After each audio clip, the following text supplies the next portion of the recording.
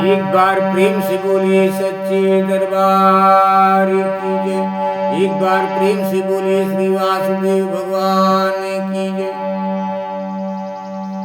कोई समझे भक्त सुजान राम नित्य कृपा करते हैं। कोई समझे भक्त सुजान राम नित्य कृपा करते हैं।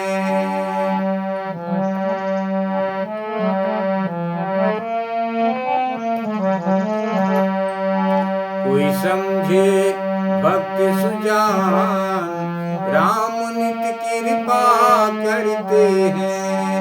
कोई समझे भक्त सुजान राम नित्य कृपा करते हैं।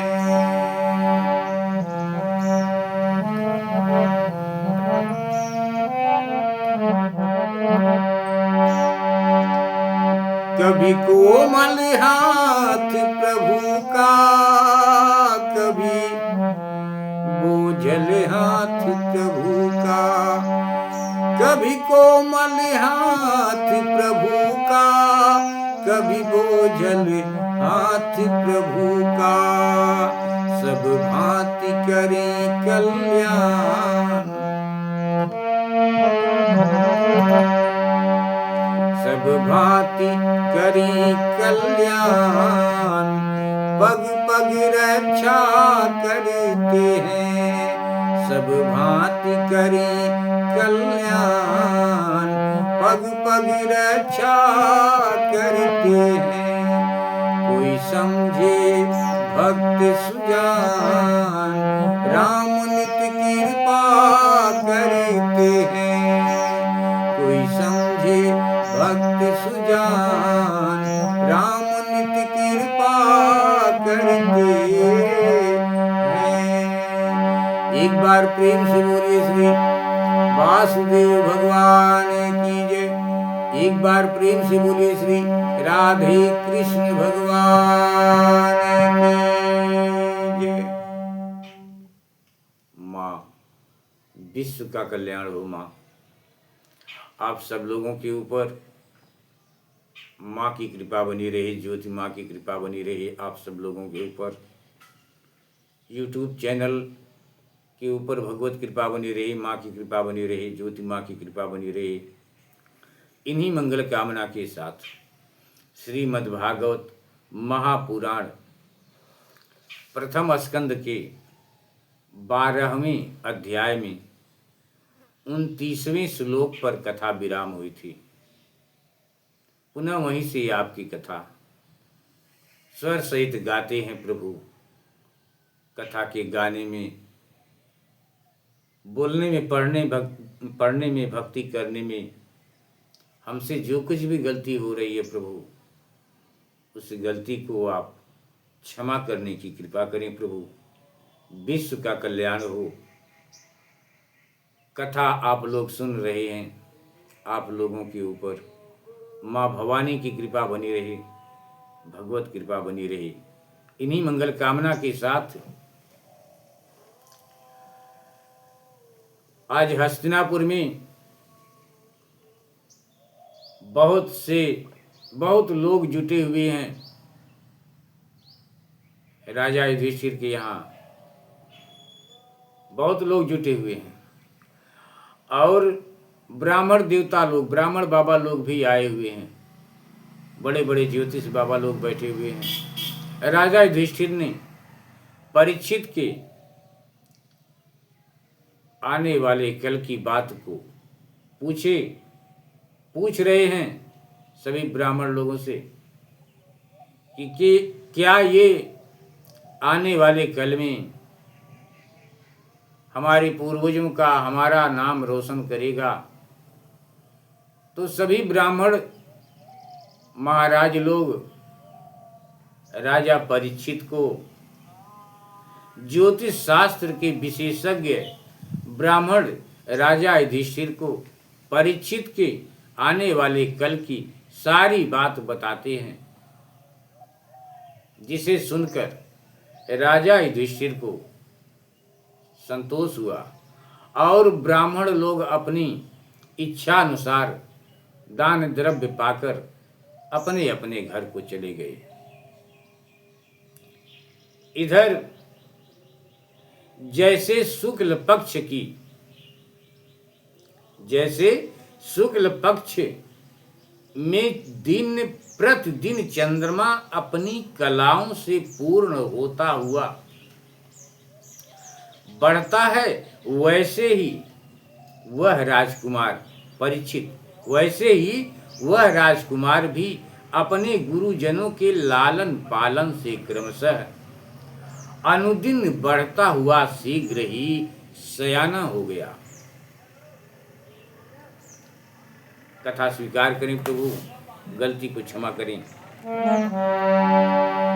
मन में बसा कर तेरी मूर्ति उतारूं मैं गिरधर तेरी आरती, उतारूं मैं गिरधर तेरी आरती।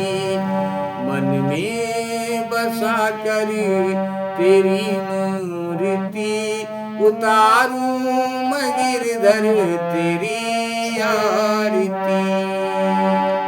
एक बार प्रेम से बोलिए श्री राधे कृष्ण भगवान की जय। स्वीकार करें प्रभु।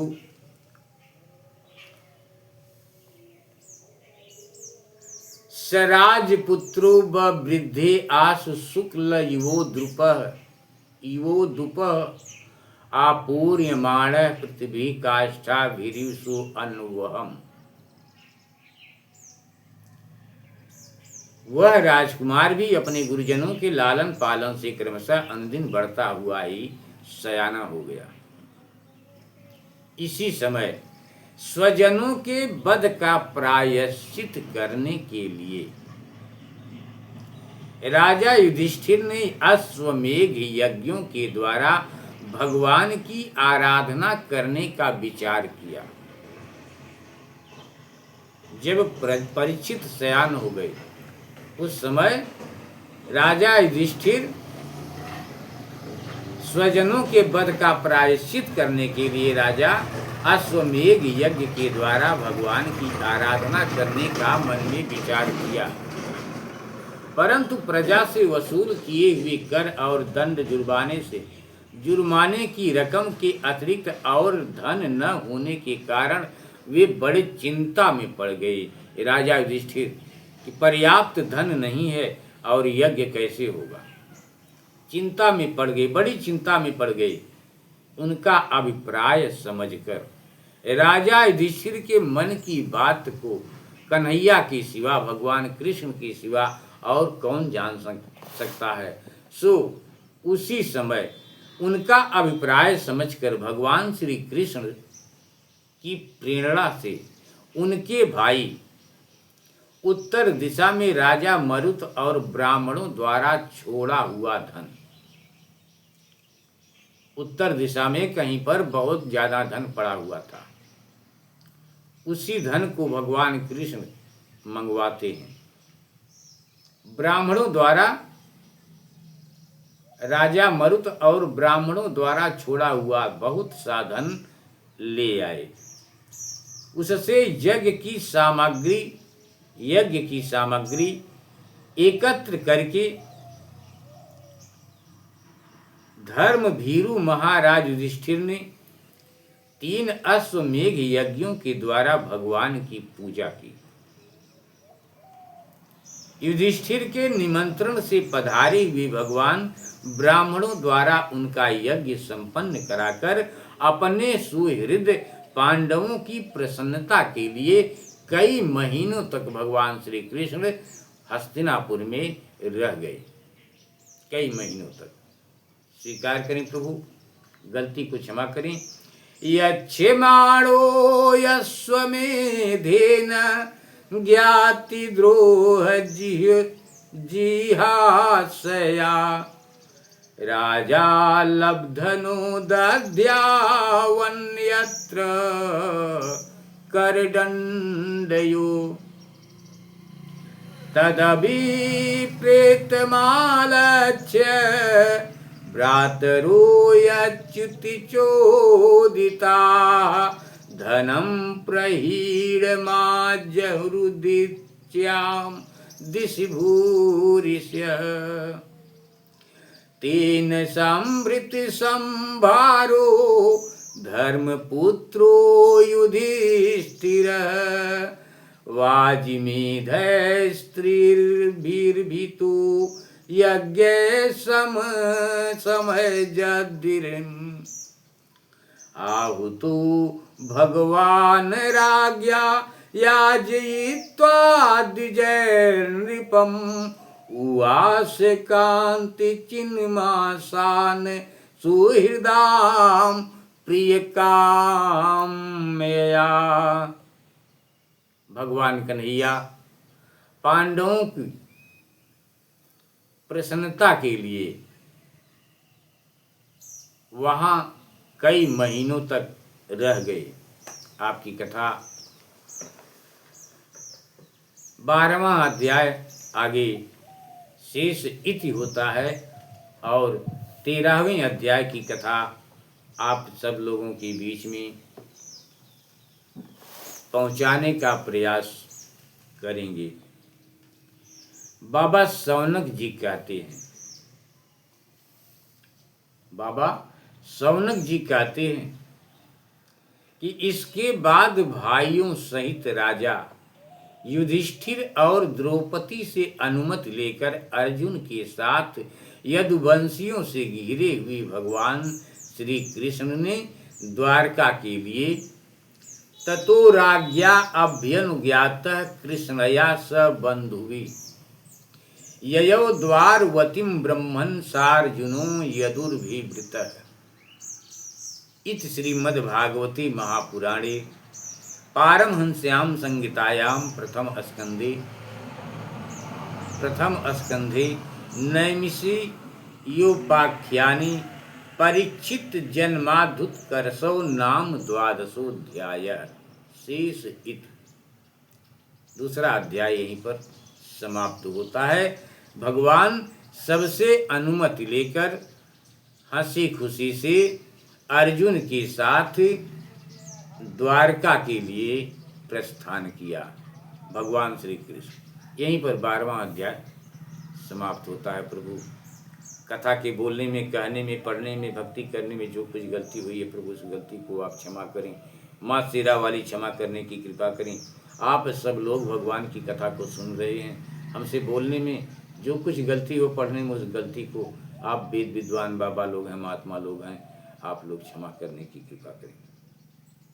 विश्व का कल्याण हो। अथ 13वां विदुर जी के उपदेश से धृतराष्ट्र और गांधारी का वन में जाना। यही कथा 13वें अध्याय में श्रीमद् भागवत महापुराण प्रथम स्कंद के 13वें अध्याय में यही कथा आप लोगों के बीच में पहुंचाने का प्रयास करेंगे। विदुर जी के उपदेश से धृतराष्ट्र और गांधारी का वन में जाना। गलती को आप लोग क्षमा करें।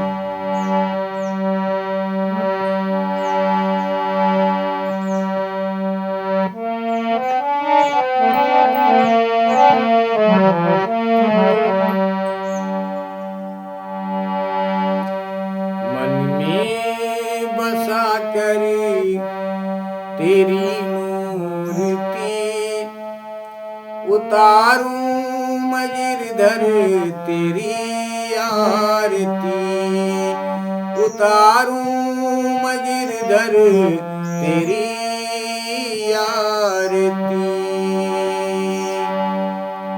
वेद तेरी महिमा गाएं संत करें ध्यान नारद गुण गान करें छेड़ बीड़ा तान।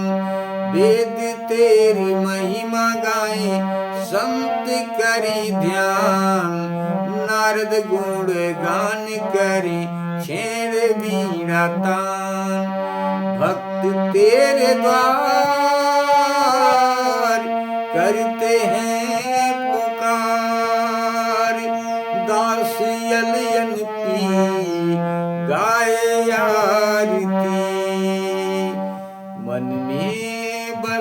कर तेरी मूर्ति, उतारूं मैं गिरधर तेरी आरती, उतारूं मैं गिरधर तेरी आरती। एक बार प्रेम से बोले श्री राधे कृष्ण भगवान की। गलती को क्षमा करें आप लोग, आप लोगों के ऊपर माँ की कृपा बनी रही। जय माता दी, जय श्री राधे कृष्ण।